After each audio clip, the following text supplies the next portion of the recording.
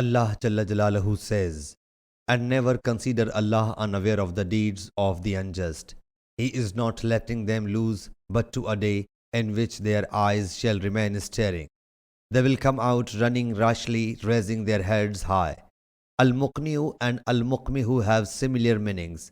Hazrat Mujahid says, Muhta'in means to stare, and it is also said, the fast runner. They will not bat their eyelashes, and their hearts will be filled with aspirations.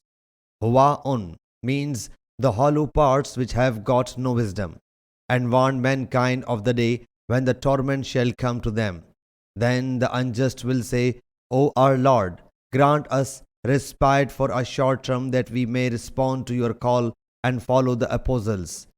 Did you not swear before that you will not face decline, and you settle down in the dwelling of those who did wrong to themselves, and it was clear to you what we did with them, and explained to you, giving examples.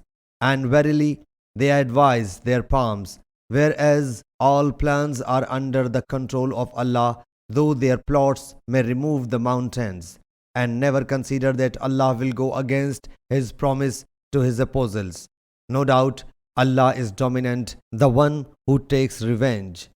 Hazrat Abu Sa'id Khudri radiyallahu anhu reports that Allah's Apostle sallallahu alaihi wasallam said, when some of the believers will get rid of hell, they will be halted on a bridge between paradise and hell, and they will retaliate against one another for the oppression they might have inflicted on one another.